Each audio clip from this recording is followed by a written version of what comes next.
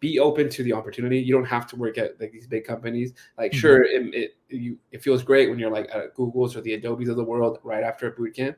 But if you get at a startup kind of like myself, you get a huge chance to grow. Hey everyone, welcome to the show. Today we have a very special guest, Martín Vargas-Vega. And I'm super excited for this conversation to learn a lot from Martín, who spent several years now in the software engineering space, but also has done incredible work in philanthropy and giving back to our community. So Martín, welcome to the show. I'm excited to hear about your inspiring journey in tech and philanthropy. And thank you so much for joining us today. How are you doing? I'm doing well, doing really well. It's kind of, even a statement you just said right now, a couple of years ago, I would have been like, oh man, I can't wait to say that I've worked a couple of years in tech because I tried so hard to get in. And the fact that Mhm. you said that, I was like, I guess he's right. You're not wrong. So excited Yeah. to be here.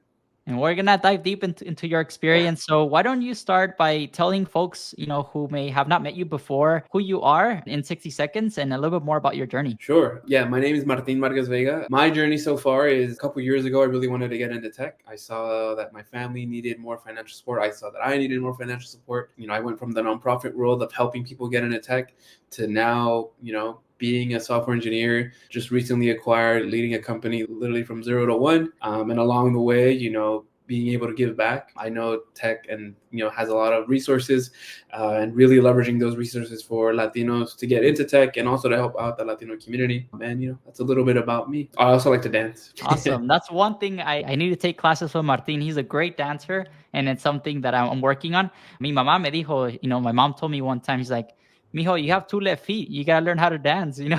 So I'm trying to get better at that. And maybe Martin can give me some tips at some point on how to become a better dancer. Sí, cuando quieras. Cool. So why don't we start off with your journey into software engineering, Martin? Let's travel back in time. And I'm curious to hear, how did you first get exposed to software engineering? Yeah.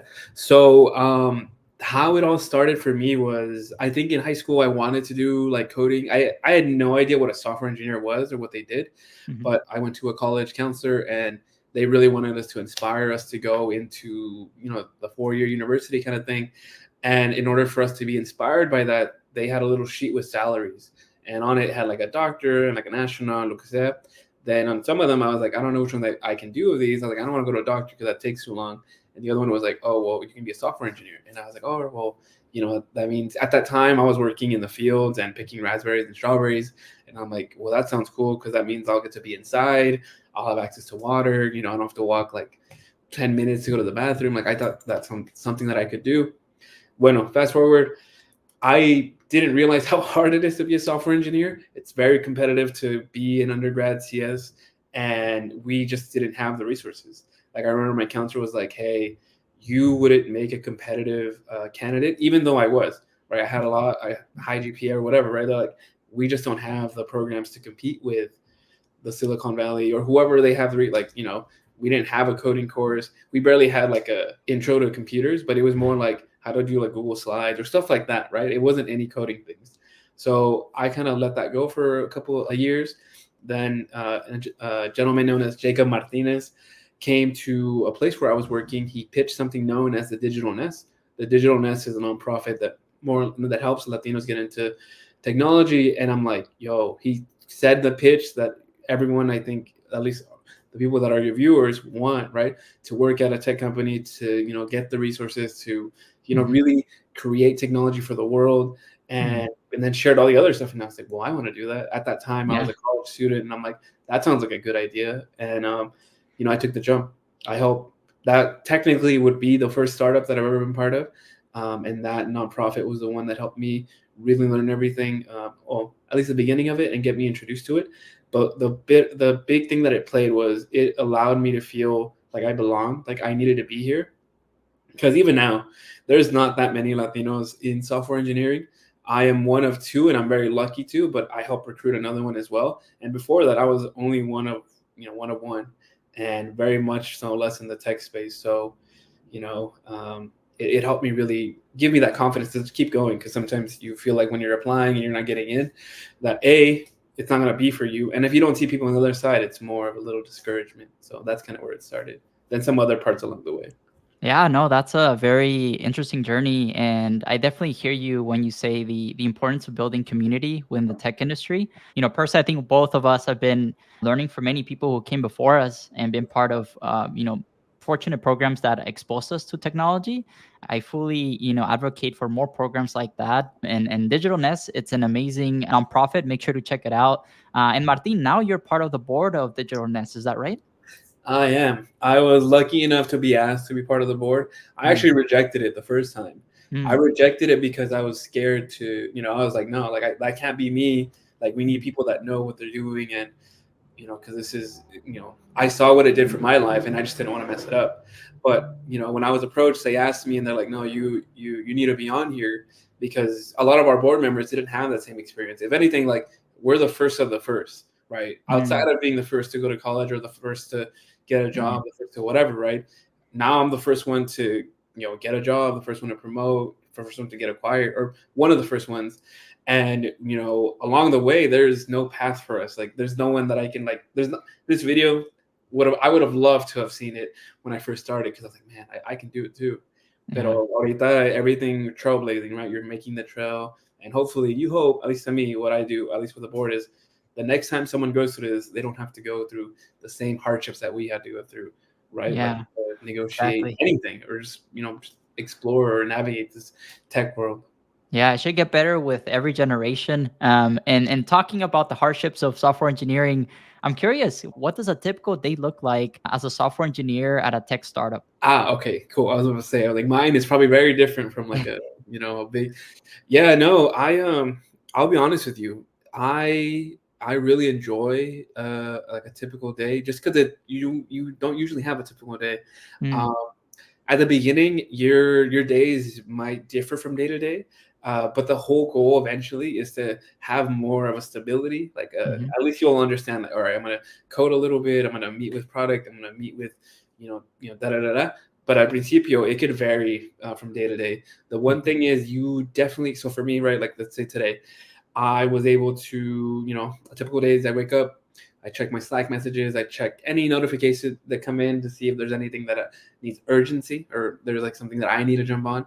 mhm, After that, depending if there's early meetings, so I work, I guess my team is kind of across the world. So mm, there's individuals that are in India, there's individuals that are on the East Coast. So early meetings are a part of my life sometimes.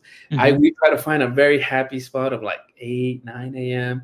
I know they mhm, say early, but when you have to do that again at 9 p.m., depending on the days, right? The 9 a.m.s or 8 a.m.s or 7 a.m.s are a little bit harder. I try to code for an hour or two. It doesn't sound like a lot, but because of a lot of disruptions, if you can do an hour or two of undisrupted work, that's perfect. Hit a little lunch somewhere in there. right.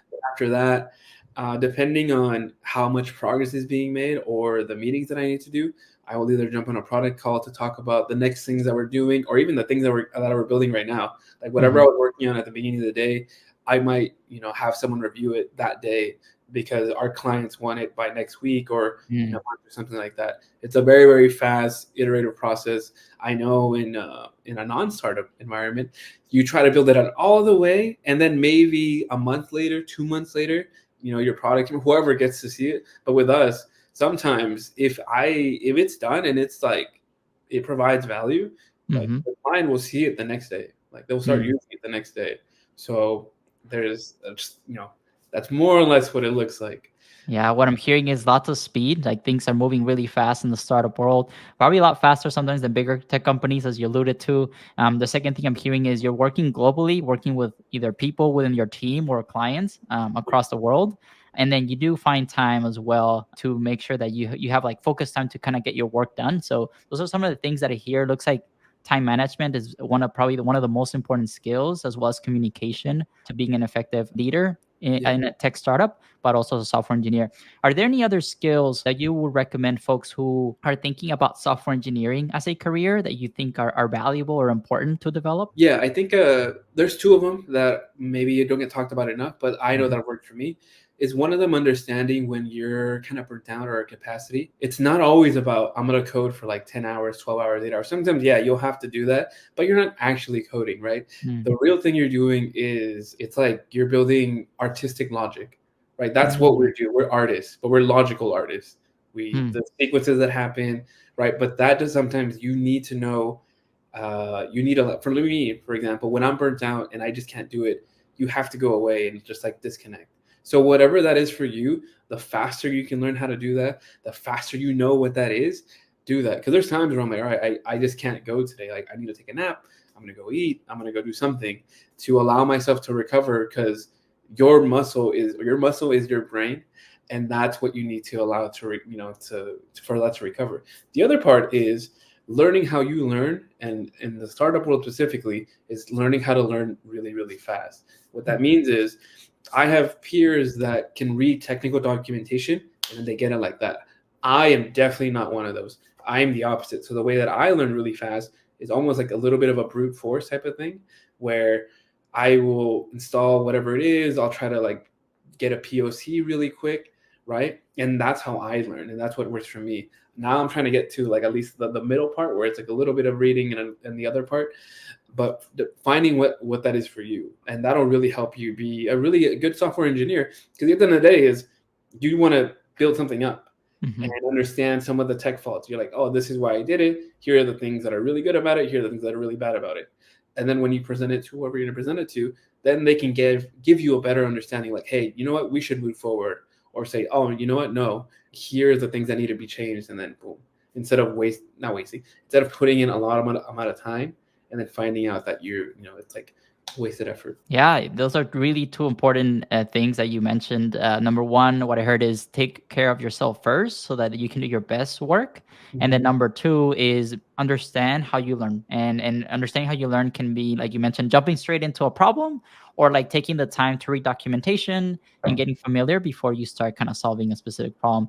You mentioned the word POC, proof of concept. For folks that may not be familiar with that, would you mind defining what that means in the software engineering world? Yeah. So I'll say what the startup definition of a POC is just, it's an idea, whether you come up with it yourself or someone, and you're just saying, it's like, you have a theory. You're like, hey, I think if we did this thing, this is the value that someone else would get. So for example, it could say, I think if we created this, I don't know, slider or this button, it'll give the users what they want. However, that button doesn't exist yet, right? It's just a thing in your head. And now you're like, all right, I'm going to go do it. I'm going to try it.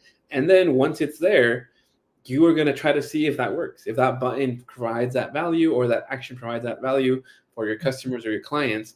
And if they're like, this is a great button, but it doesn't do what I want it to do. And then that's your POC being tested. And that's the review cycle that you're getting so that you can change it. Be like, oh, you're right. Cool. That's not what you wanted. How can I change that? And the faster you can do that, the better it will be. And you also don't have to code it. That's the other part that I've learned through mocks, there's some tools that you can use now where you can just mock things out and just say to someone, hey, like, what would be the intuitive way that you would do this, and build it that way, compared to the other one where you're like, what do you mean you don't know how to do this?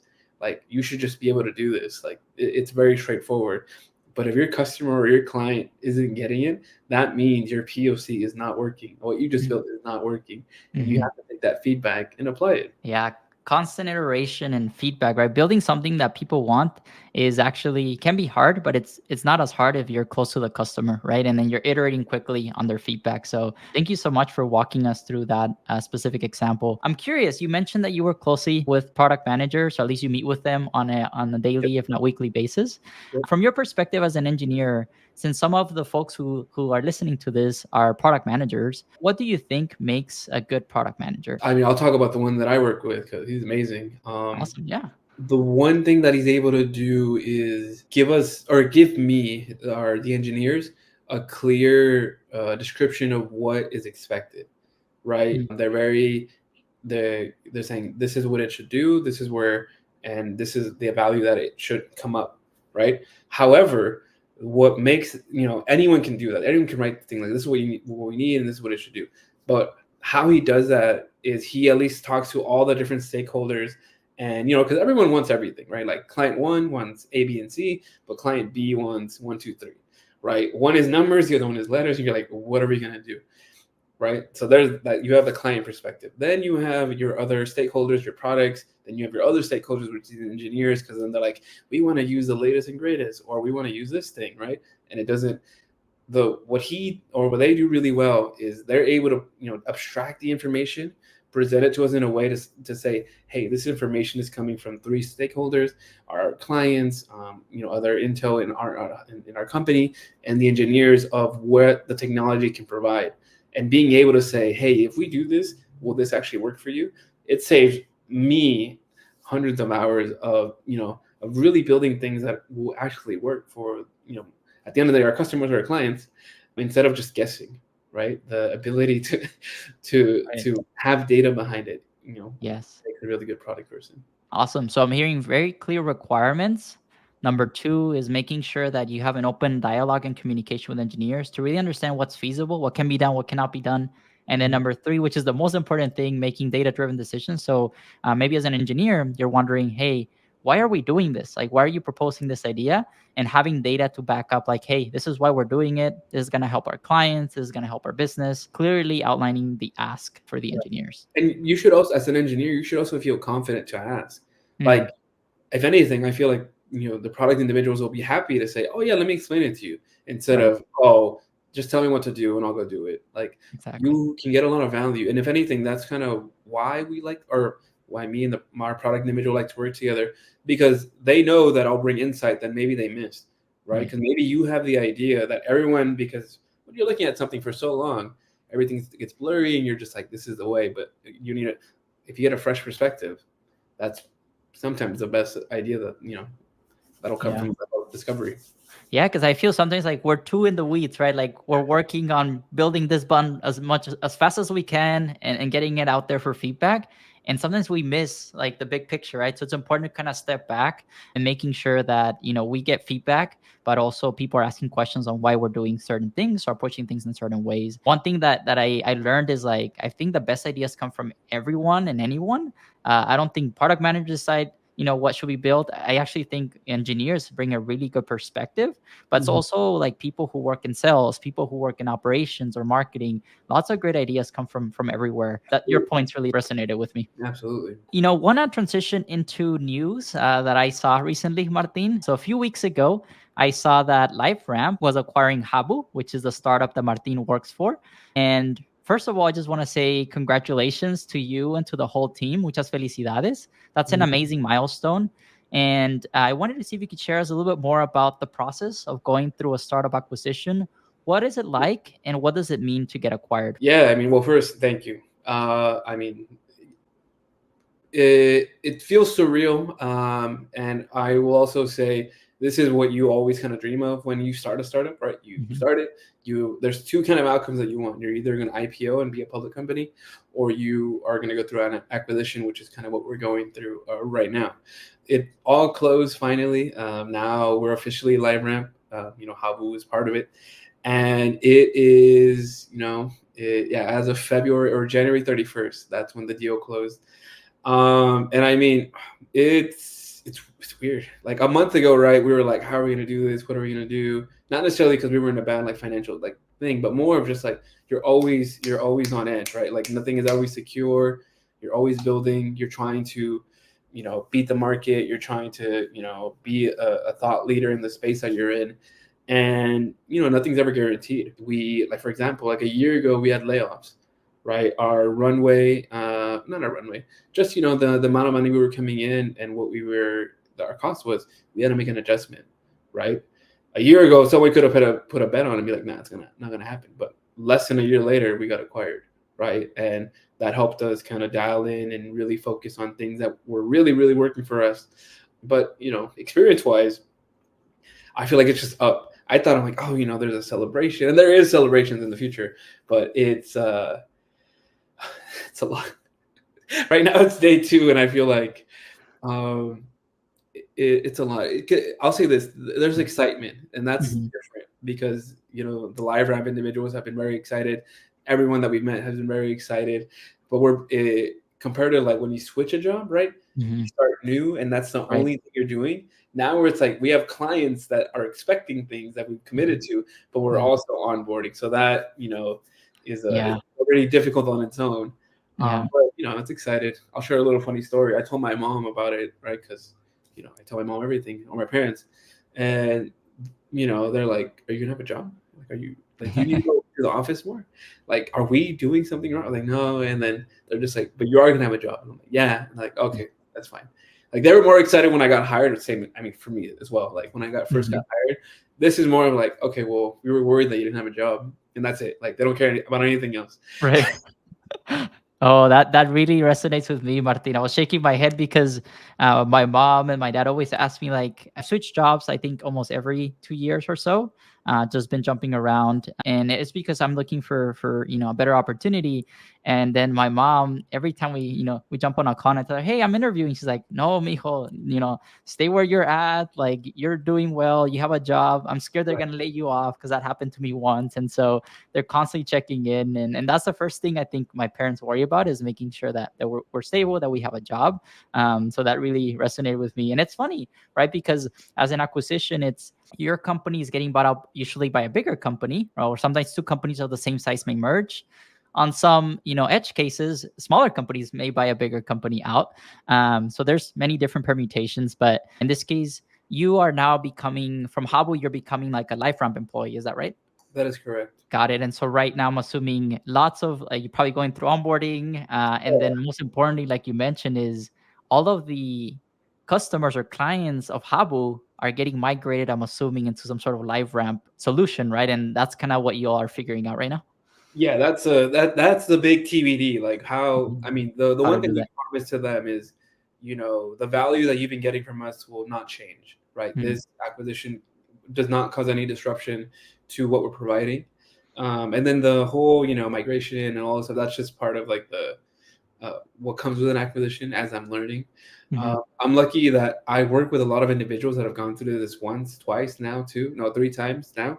Mm. So they kind of have a lot of insight that I lean on and rely on to say, like, I remember before we got acquired, I would always ask, like, what did it feel like? What did Mhm. you do? Like, how is it different? Like, how did you know? Da da da da. And now I'm starting to get those questions. I'm like, oh, you all are. This is the first time I get to actually talk about it. I don't know. I mean, we did a lot of things, and I can't tell you that. I mean, we were getting success, but it wasn't always successful, right? I think every Mhm. year was like a little bit, and then a little bit, and then we were at the peak of the hockey stick thing. But Mhm. I'd be lying to you to say, oh yeah, we know it's gonna work. Right. We just Yeah, have. I think it goes back to one of the points you mentioned at the beginning, which is constantly be iterating, right? Like, you never know when you're gonna get it right, but if you're constantly improving little by little, right, you're gonna hit, product market fit, or you're gonna hit like building the right solution for your customers. And so, with that, I'm curious. You've been working at Habu for how many years now? So the company is like maybe less than five, or maybe I've worked there for 4.5 years. The Okay. company is around that age. It started Wow. in like early 2019. When I Hmm. joined, I was the fourth engineer. Oh, wow. Mhm. And how big is the engineering department now after the? So I think we ended with like 50 or 49 people. Mhm. Out of those, maybe like there was like 18 engineers or 15 engineers, not Wow. including maybe like contractors, stuff like that, or maybe even including contractors. But our engineering team, I remember when we met with like the LiveRamp engineering team, they thought they were getting 50 engineers. I was like, oh no, that's the entire company. And they're like, how did you all do all of the stuff you did with 18 or 15 people? And I'm just like, we just did it. You go So fast and figure things out along the way. Wow. So 50 person company. You joined when there were how many people at the company? Maybe a probably like 10. handful? We had 10. like, Wow. 'cause 3 engineers was it. That was it. We had like a DevOps person, a front end person, and then our CTO, which I don't know where you want to place him, everything. And then two, three, yeah, maybe six, seven, eight.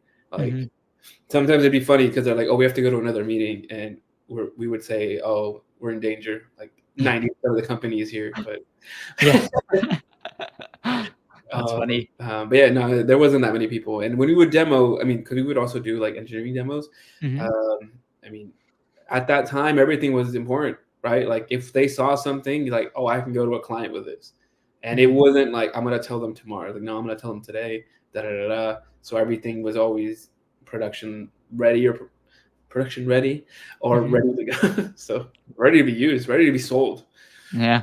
Awesome. So You've shared a lot about, your journey in software engineering. We just talked about the acquisition, and I'm curious, having worked in software engineering for a few years now, Yeah. what would you say makes a software or a product solution a great one? Any sort of ingredients that you think will make a product great? Like a product or a startup or both? Ooh, let's talk about both. A great startup and a great product. I think the magic solution for a startup, I mean, they go both hand in hand. I think Mhm, this is something from actually the Superset or the VC studio, venture studio that we were part of. mhm, They go people, product, and then I can't remember the last one, but people is first. mhm, If you have the good, like a right team and the right people there, you can solve any problem. Because at the end of the day, it's just a problem, and it's really the people that you're working with that'll help move things forward, that'll help allow you to discover things. But if that part isn't really there, you can have the best product in the world, but if you can't explain it, if you don't have people supporting, your clients to use it, then it doesn't matter, right? Now the product side, I think the most important thing, because I'm not sure if people know this, LiveRamp was our competitor. We've been competitors since the beginning, right? mhm, They had a product that mirrored our product, or we were in the same space. Like we started clean rooms, which wasn't even we created an industry kind of type of thing. We knew the industry was going there, but at the time the industry wasn't mature enough. So there was a lot of, at the beginning we had to explain what we did. By the last year or 2 years, everyone knew what we were doing. They knew why we were doing it, and they knew the value that it was. Right. So sometimes it depends on the maturity of the market, because you might go to market too early and people might not even realize the problem that you're trying to solve for them. We kind of hit it at the right time. We knew where it was going. We knew this problem was going to come. But the main thing that we learned about along the way, and why we were better than a lot of the other solutions that they provided, is we really, really worked with our customers to understand what their problem was mhm, and integrated that part of our product roadmap. Like if they said, "Hey, this thing is really hard for me," and obviously it was, as long as it made sense strategically with us, we're like, "Oh, we'll build that. That makes sense," mhm, right? But at the same time, if we heard that from other people, we're like, "Oh, this makes even more sense. So let's move it up." Because mhm, now we have a perspective, three perspectives that might be coming in that need this solution, and this client that we have now needs it now. It's perfect, right? Because mhm, then now we start selling that narrative. Hey, right. this other individual had the same issue. Da da da da. This is what it is, and they're like, wow, you know. And Mhm, but then if they start sprinkling some other things, then this is straightforward to me because I've lived it for 4 years. But mhm, maybe in a different place when you're solving these issues, it isn't. Then mhm, I'm like, oh, then those are some products that we can build. Like if mhm, that's an issue for you, I don't have to guess what you need. You've already told me, right? Usually you build products and you're like, do people need this? For us, it's like, oh no, we know they need it. Now it's a resource problem and a prioritization problem, right? And that's, we can handle that. The yeah. other one is hard. If you're like, man, we built it, no one's using it. Oof. Good luck. Or Right. go back to the drawing board at that point, Right. right? You touch on something really important, which is prioritization and resourcing.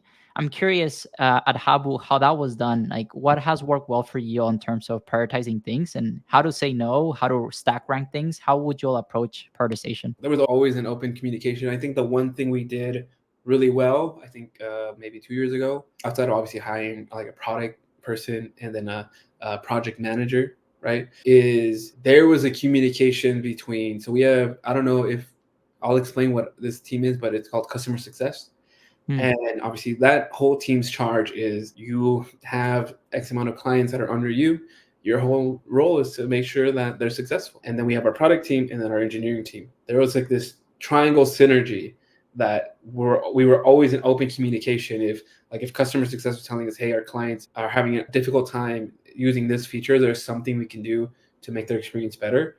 And then for us, because I don't know if other places don't communicate, but they could say that to us or talk to our product person.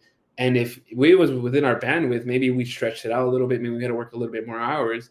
We would try to do that and create that value for them. When those conversations would happen, then we would say, hey, we can do this thing you're asking for, but this other thing that, so and so, we're going to put that down. Is that okay? And they're like, oh, perfect. Yeah, it makes sense. Because then I can go to the other client that you were talking about and say and tell them this is where it's going to be, and they'll be okay with that. So the Mhm. communication was at a very, very high level. But we were also in understanding to saying, when you come to ask this from me, it comes from there's data or there's something, right? It Mm-hmm. is coming from a client. It isn't just because I want this to be done. Right. Me. It's like, no, I'm like being an advocate for my customer, and this is what they would really want. Got it. No, that makes a lot of sense. I mean, looks like being very close to the customer, getting that feedback directly into the engineering, the product team, and then from there having an open line of communication as to whether, hey, it makes sense to prioritize that, and if not, trade-offs between what you're working on at the moment. Like you said, sometimes if something is of higher priority or competing priority, you will move things around to make sure that you still add value to the customer. The one thing I'll add is if you haven't found your core yet, like your core use cases, like what you really do really well, you need to find that first. Because then if you don't, then you're just going to always try to build what the customer is saying. I know this goes almost counterintuitive to what I just said. At the beginning, when you have no clients, you're trying to figure it out, right? 1 to 5, Right. 1 to 10. You're like, okay, we know what we're doing, right? Then after 10, you start, bringing those other 10 up with you. And then you start kind of prioritizing the other requests because, you don't have infinite resources. Right. You can't Yeah, just that's the magic wish we all will wish we had, infinite resources and time Right. to build everything. Awesome. No, that's a really good example. And it looks like, would you all prioritize customers based on like the bigger the customer, larger the customer, would those requests go at the top, or how did you go about, let's say, you get an idea or feedback from one customer, how do you actually went about in saying, hey, this is of higher priority, lower priority, or in the middle? There is no like I guess I'll say there's no like cookie cutter one. I Hmm. think for us everything was always we wish we that's like that's the dream, Hmm. right? That you're like they tell you, hey, I want you to do this thing, this feature, and Right. that everyone will use it. But most of the time it's not really, right? Like sometimes you do have to do a specialized service for those individuals. But then that creates like a challenge for the product team and the engineering team to think outside of that, right? So when those things would happen and say, wow, this feature is only for them, or this service is going to be only for them. But then that's when that's the creative and innovative part.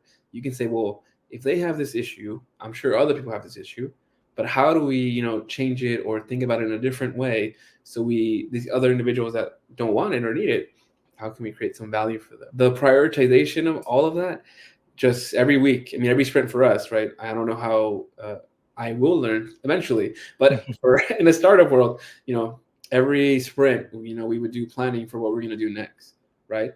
I mean, obviously, we did a year plan of like this is the main things. We defined some metrics of this is what we think is success, Hmm. but because we do sprint and we do agile every 2 weeks, we're like, hey, if we know that this isn't working, we're changing like on the, On the spot. Yeah. on the spot. We're Got not it. waiting 3 months from now until it's all done to say, hey, you know what? Let's change it. No, Yeah.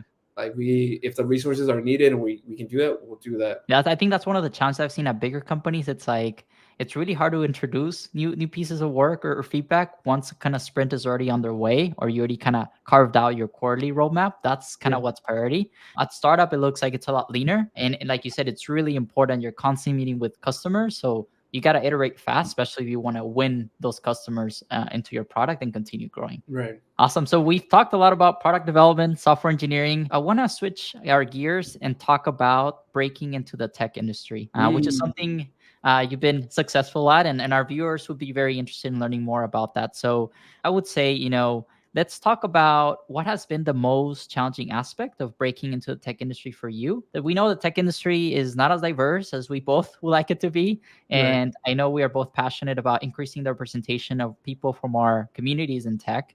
And so I'm excited to hear, your thoughts and experience breaking into tech, and what was that the most challenging moment? Ooh, yeah. I mean, look, right now it's a little bit difficult. I think if we were honest with ourselves for like the last 14 months, it's been a layoff of the larger companies, right? Yeah. Um, my experience getting into tech was hard. I think it mirrors the experience for a lot of people. When I first started, it took me like about a little over a year to do it. So let's fast forward to when I actually did it. My first engineering job was 2019. My actual like coding job.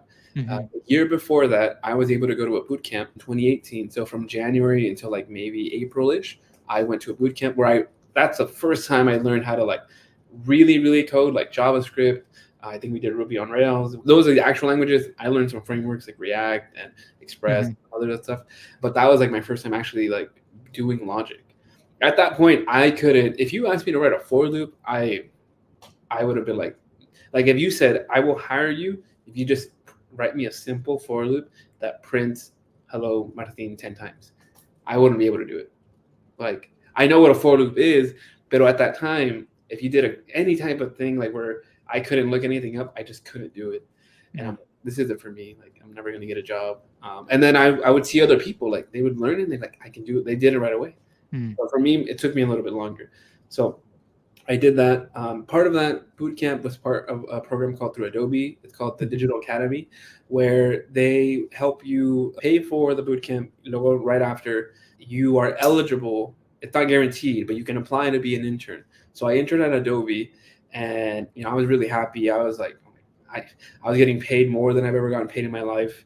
I remember at that time, I don't know what minimum wage was, but let's say it was like $10, right? They're like, oh, as an intern, we don't pay as competitively, but you get paid like 30 something. And I was like, wow. I was in there because when you get an offer, right, you're taught to like negotiate, you're taught to like say no right away. But the moment they said that number, I was like, oh, I felt like I didn't want to say that I was robbing them, but I'm like, no one's ever paid me this much, right? And when I was there, the work was very different than what I was doing of working in the fields or working at Costco or doing that stuff, right? Those are very manual labor intensive jobs where I probably put a lot more physical energy self. And when I worked there, I was like, wow, this is different. I share that because I took that opportunity because I tried getting a technical internship role and I didn't get it. But the recruiter that I was working with said, hey, there's this position that I think you could get. It's just non-technical. Do you want it? And at that time, I was like, you know what? I told myself, like, I'm going to get into tech in any way. Like, whether I'm cleaning, whether I'm a designer, whether I'm whatever, like, I'm going to get in. So when she offered me that role, I was open to it. I was like, yeah, if they're willing to take a bet on me and they know that I obviously don't know what they want me to do, but that I'll learn, I'll do it. And I obviously did, and it worked out. So I was like an IT person for like 3 months so I can get experience. So, I took any opportunity that came to me. And I made a decision after that internship to say, you know what, I really want to be a software engineer. I really want to do this. Not that I didn't want to do it before. So at the end of it, she said, I could work more if I wanted to there, or it's over. And then I said, oh, you know what, I'm thankful. I really want to do this a software engineering thing. So I'm going to focus my time to do that. In hindsight, it took me a year later. But, at times I questioned myself because I'm like, man, I'm not making any money, or, it's really hard. Like my family's dependent on me. Like I need to be successful fast. And that was probably the most daunting thing, just because so many individuals have helped me into that point that I wanted to provide success for them really fast, just because they had already given me and dedicated so many years to me, or have motivated me to get there. So I'm like, well, I'm not going to quit. Like I'm going to get there somehow. A year later, and I'm sure a lot of people that are watching this have heard like, oh, if there's an opportunity, I'll let you know. This time, someone actually did, right? I heard that multiple times. They're like, oh, I'll try to get you in, da da da. And I would follow up, and they never would follow up, or they would ghost me. I remember I interviewed once, and I said, well, will let me know in case I don't get it, right? And they're like, yeah, we'll let you know. They never emailed me back. I was like, at least email me that I didn't get it, Right. I appreciate that I even got to interview. But then, Tom Chavez, which is individuals that started the Venture Studio, and Vivek, Tom, was connected to the Digital Nest. The Digital Nest knew that I was trying to find an opportunity. So that thing that I started to help other individuals get into tech was also the network.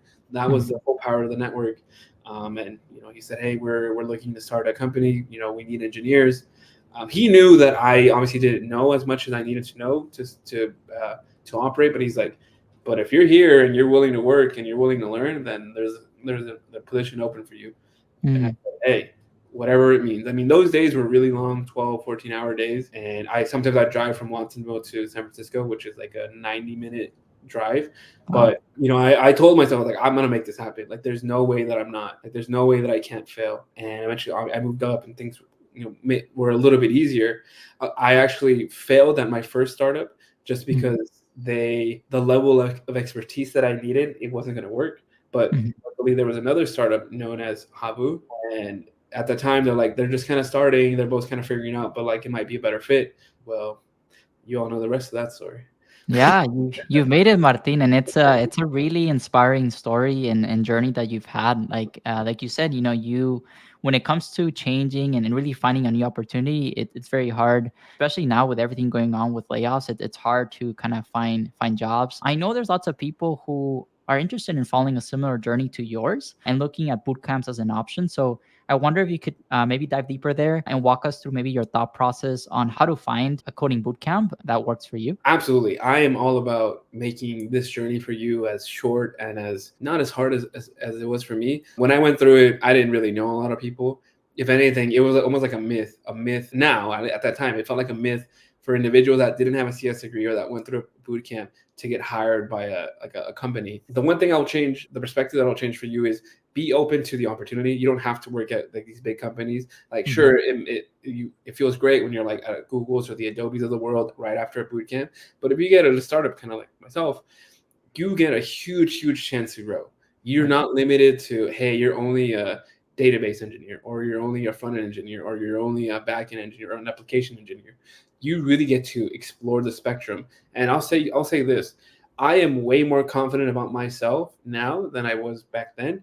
But I also know now, I'm like, had I just went to a bigger company, my confidence would probably be really low because I would still have this imposter syndrome. Now I'm like, oh, please, right? Like I get to talk to customers, I've demoed, I've done all these things, and that probably wouldn't have happened at a bigger company.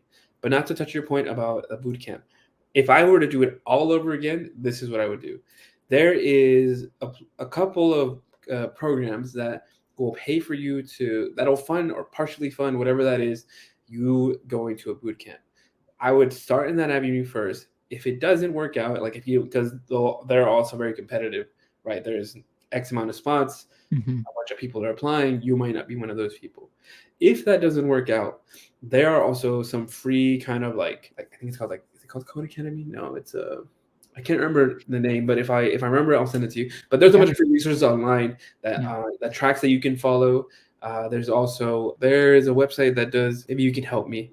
There is Code Academy. It's one of them. It's free. There's also like Udemy, Udacity, if you want to pay a couple $100 as well, right? Or there's some for like $10 too. Right. They'll go on flash sales and just buy the flash sales. Yes. The other thing that I would encourage you to do if let's say boot camps didn't work out, but you're like, I'm still trying to connect people. A lot of these larger tech conferences, and sometimes you're like, I don't even know which one to look at. O'Reilly has a diversity kind of like a D&I scholarship to allow more people to go to these conferences. And sometimes they'll even fund your travel. So I'm telling you much things that I did. Like after the boot camp or even during the boot camp, I applied to all the free stuff that I could. And sometimes they have scholarships to help you get there because I wasn't making any money, but I knew that I wanted to connect with other individuals. And there's two ways you can do it. You can volunteer for the event, you get there for free, like you don't have to pay anything, or you can apply for these scholarships and then just try to soak up as much information as you can. But let's talk about the last step. Let's say you don't qualify for any of those scholarships. The runway that I would tell you is if you do a boot camp, expect that it could take like up into a year. And then also be open to maybe during the boot camp, you might not be able to work, but after you can do, because maybe you're leaving a full-time job, right? You're like, hey, I can't just ask them to hire me back, right? Because I don't know, whatever that is. What I ended up doing is I did I think it's called like gig working. So I worked at Costco, I did Lyft, I did Uber, I did Uber Eats. I also started designing websites. I did stuff like that. And I found out like, okay, what's like the minimum amount that I need to make to help me throughout this part? And obviously, ask your friends, when I did the bootcamp part of it, I didn't have money for rent. So through my network, I I like hopped around for like the 4 months that I was here. So for a month, like someone allowed me to stay in their house for a month. And the next month I went to like a friend's house and they let me stay there for a month. And then after that, that friend, su abuelita or her mom, let me stay at her house. So I was like house hopping, but I was okay with it. Like I didn't have like any pride thing. I was like, no, I need to have a place. Right. I know, I saw the situation that I was in, and my parents or my family is, we're farm workers, so we don't have, access to Airbnb or lo que sea, and I made it work. Thank you so much for sharing that. And I think you gave us lots of insight in terms of ways to approach thinking about boot camps from a financing standpoint. Like there's lots of scholarships, there's programs that pay for it. Number two, there's a lot of online resources that are free. Some are paid. You can pay for them. And sometimes there's like flash sales that you mentioned, like on Udemy. And then third, there's a lot of work and intensity in a boot camp, right? I think that's the reality of things. You mentioned it may take up to a year to complete it, but also I'm assuming to find a job as well, right? Like going to bootcamp does not guarantee getting a job. Would you agree with Yeah. that? Yeah. Sorry, maybe I misspoke. I meant like, so the boot camp can be between a couple of months to like, let's say 6 months. I But see. I'm saying after you finish the boot camp, no, and the expectation is to at least a year.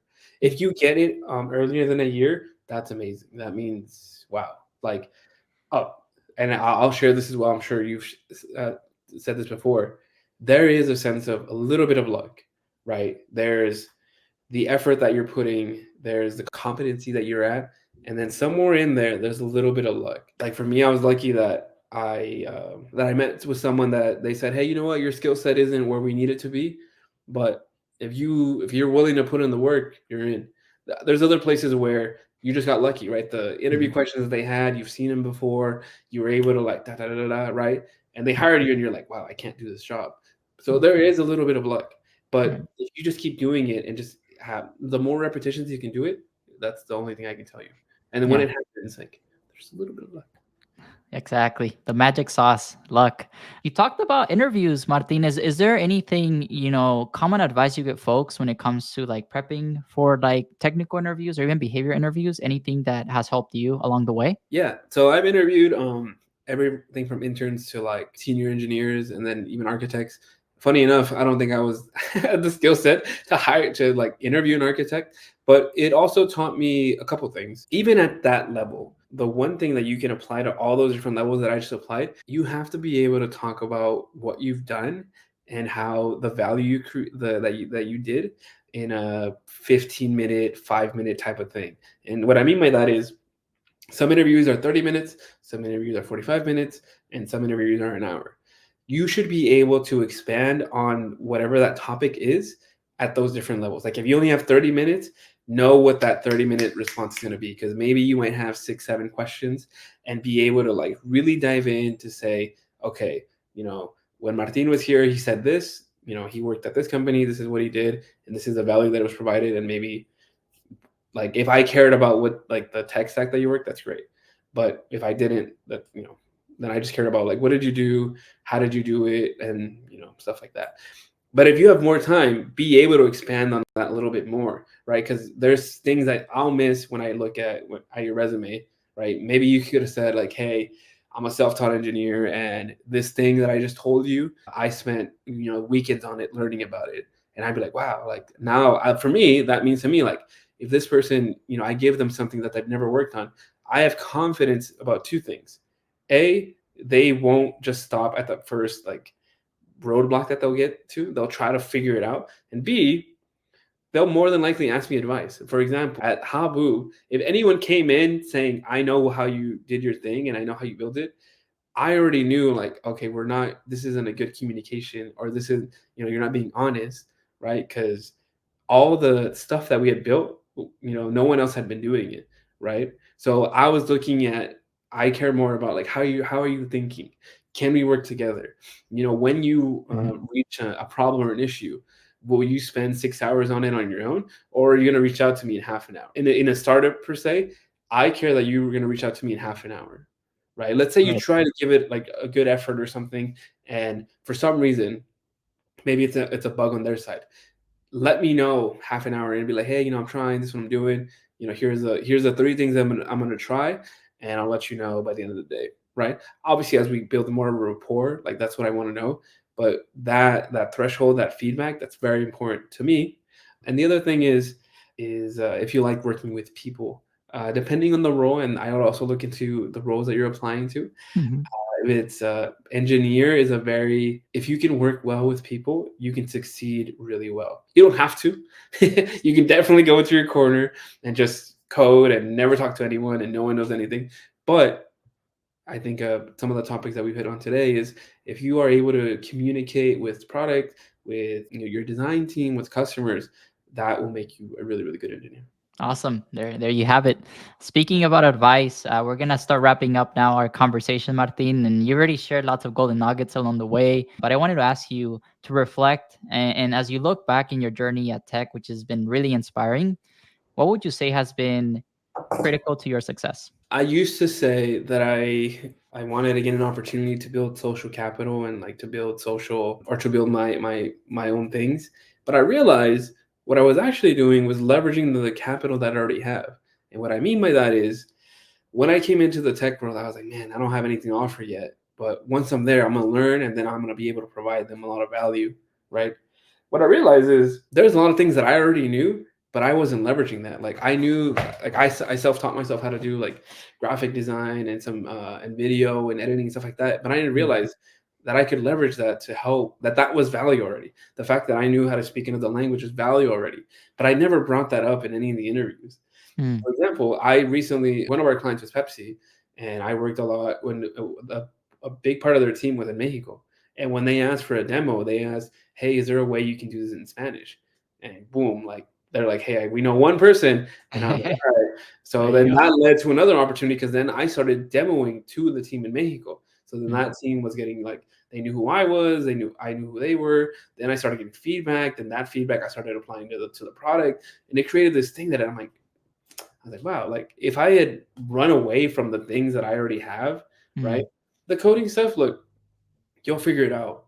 You'll figure it out. That's not the important, like the interpersonal stuff, like learning how you learn, how to open up your mind. That's really hard because once you learn a language, and depending on where you are in your journey, like if you were like me and I was listening to myself, I'd be like, Martin, I can't even code a for loop.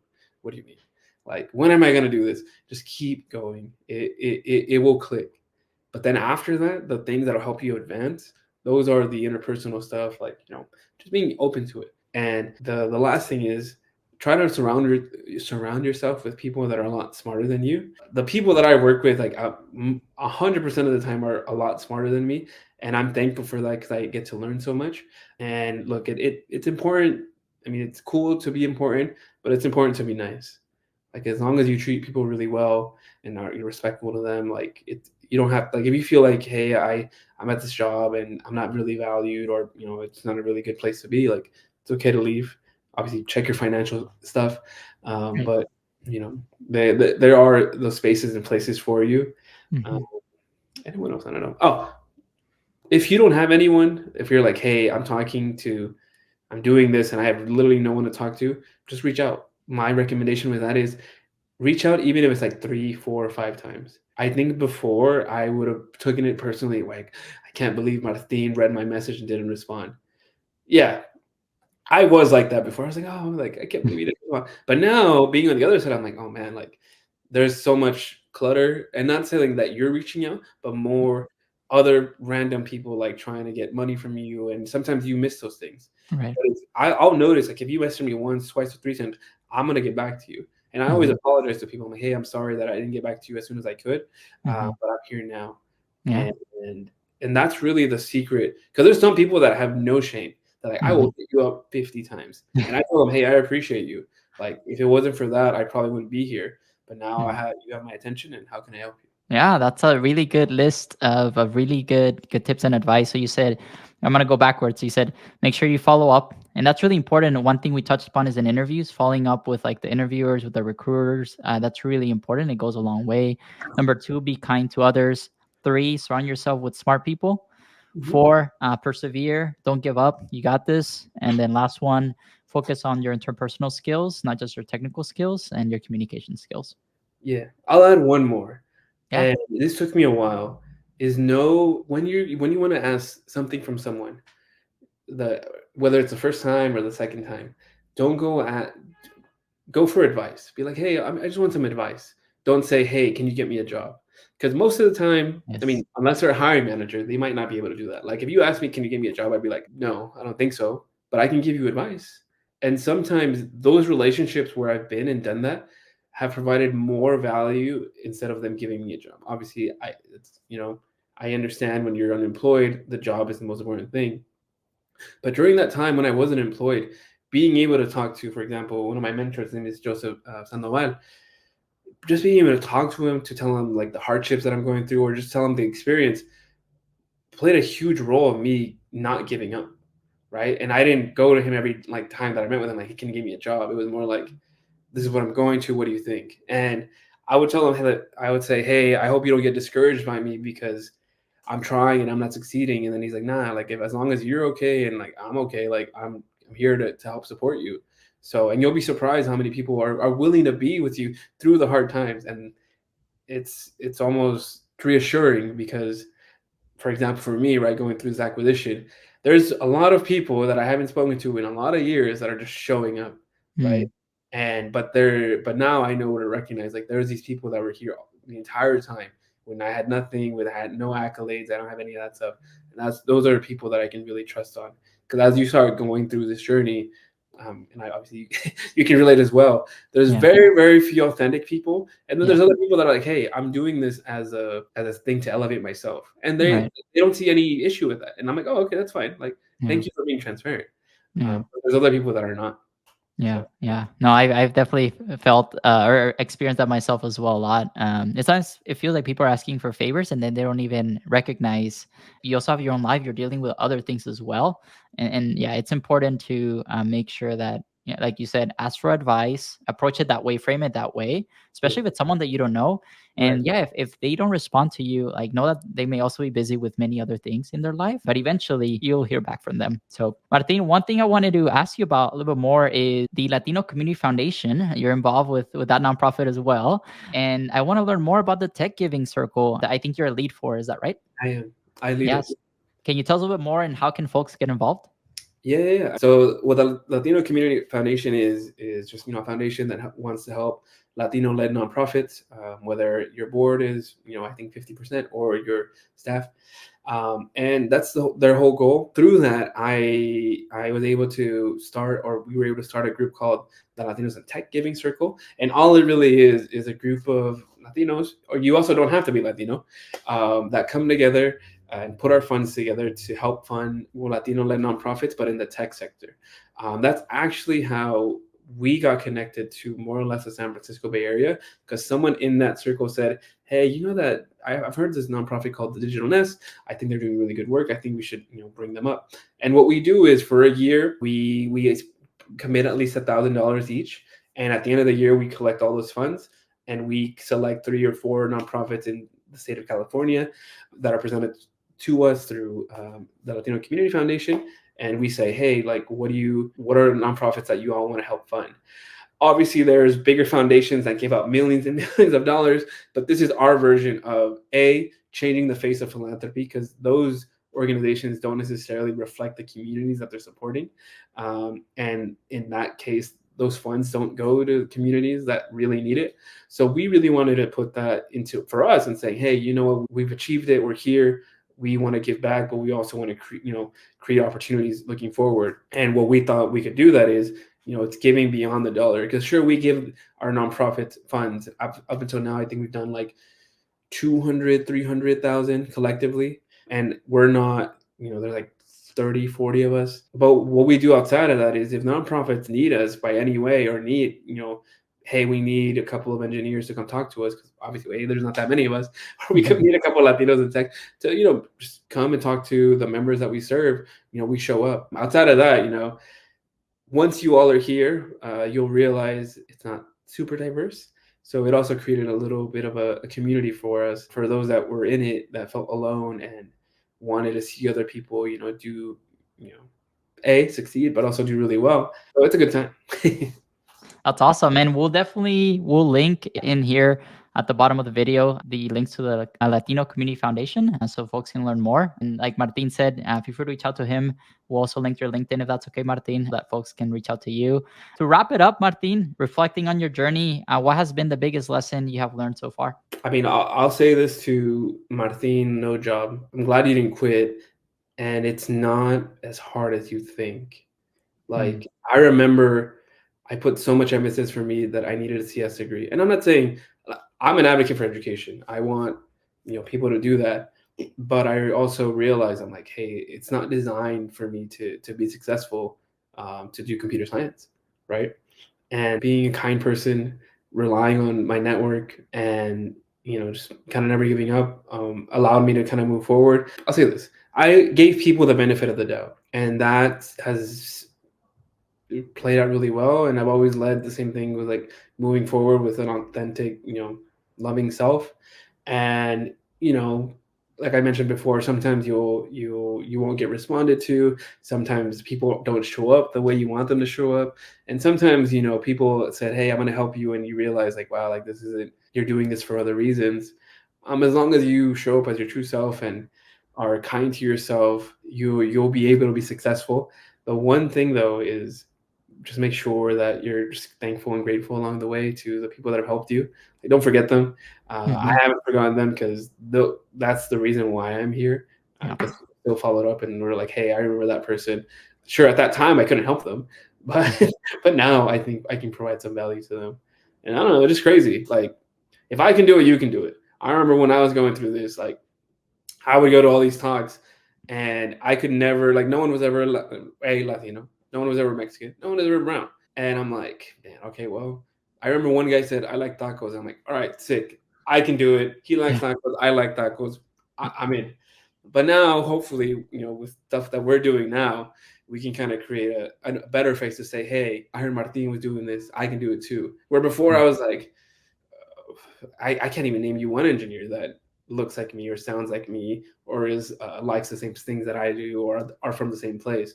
But Yeah. hopefully now we can change that a bit. Yeah, and all the people listening in now you'll know who Martin is. Founding engineer at Habu. He's a philanthropist, Latinos in Tech lead as well. He was also part of the Digital Nest, right? Founding member, and just someone who, for me, is very inspiring. Martin, I really appreciate you and thank you for taking the time to share a little bit more about your story, your journey. Very much congrats to you and the whole team. Enjoy the journey. Like you said, be patient, be kind to yourself, and great things will happen, continue to happen as you kind of go through the acquisition. And just to wrap it up, I just want to do a quick hit of lightning round questions, like yes or no questions or favorite things that you like to do. So the first one would be, what is your favorite snack? Ooh, favorite snack. Snack. I like the mango, the chili mango. Ooh, Yeah, yes. yeah. I love that too. Who is your favorite music artist? Ooh. Favorite? I mean, my favorite right now is Bad Bunny, but I don't know what Bad my Bunny. favorite is. But yeah, I'll just say Bad Bunny for now. Awesome. And then who is one of your role models? My mom, my mom and dad, Your just parents. yeah, my parents, just what they've been able to do. You know, sometimes you don't realize what you've done until you start like looking around and like what they Yeah. were able to do coming. Um, they're I don't know if, I can't call them a homeowner, but they're paying the loan off, and I'm like, to do that on like a salary of a farm worker, right? Yeah. Picking raspberries and strawberries, like it's amazing. And I'm like, yo, you're like the American dream type of thing. Exactly. Yeah, I always think back to my parents and grandparents. I know you do this, and a lot of friends do this. And I say, hey, well, now I feel like our work is a lot of mental work, but like my grandparents, it was different for them. They had less access to resources, Oh, like no internet. Like I feel right. like it's so easy for us nowadays, and look how far they've come along. They really set a strong foundation for us. Like you said, to me as well. My mom is one of my biggest inspirations as well. But yeah, that's something that keeps me grounded. Like, hey, if they could do it, we definitely can do it and keep moving Oh, forward, like you said. oh yeah. Next question is, what has been the favorite place in the world that you've traveled to and why? This is one of the things that I'm grateful for, right? Because working in tech, you get to go to a lot of places. My favorite place that I've been to, one that I have the most fun in, I would say Medellin in Colombia. But I think my Mm, favorite place really would have to be like my parents' hometown. When I was younger, I'd be like, I don't want to go because there's no toilets, there's barely a road. But yeah. now when I go there, I see how much they enjoy being there, and that's Mhm. really why I enjoy it. The place can be it could be like down the Right. street, but I know they enjoy being there, and I enjoy being there with them. So Where is that place? ah, yeah, my mom is from Michoacan and my dad Michoacan. is from Morelos. Okay. Both very small towns, but they enjoy going there, and I enjoy Yeah. being with them. Shout out to Michoacan and Morelos. Represent. And the last question, Martin, and then I'll let you go. Best piece of advice for folks looking to become superstar dancers like you? Any dancing tips? I told you I wanted to learn from you, so. Yeah. I'll say this. This is something I can probably actually have tangible things. You might feel for a year that you're just like a stick, because that's how I was. I remember someone was dancing with me, or like just I was learning, and they're like, "Man, you're like a piece of wood, like you're so stiff." And I'm just like, and that hurt. I was like, "Damn, I thought I was moving." But looking back at it now, I was like, "Okay, I was." So just understand that, and if you can understand that, you'll be very successful. Because after that year, you'll start discovering things that you didn't really realize to do. And as long as you don't take yourself too serious, if, por ejemplo, para mí, like, see, if that girl would have said, "Hey, you're so stiff," I would have never been a dancer again. And I'm like, okay, I'll learn. It's okay. Right. And as long as you're having fun, dance That's is what matters. literally a body interpretation. Whatever Yeah. that means to you, whatever that feels like to you, if you're having a good time, that's all you need. It's like coding. It's like life. Yeah. Just go with the flow. Have fun with it, Totally. and that's what we're here for. Right. Awesome. That wraps it up, Martin. Again, thank you so much for joining us today. And make sure to connect with Martin. And thank you for inspiring all of us. And I'm excited to see what you do next. Next acquisition. Thank you so much for tuning in. I hope you found this helpful. And if you have an upcoming interview, I wish you the best of luck. You got this. If you are interviewing or looking to transition into a product specialist or product manager role, make sure to check out our other videos. Have a great rest of your day.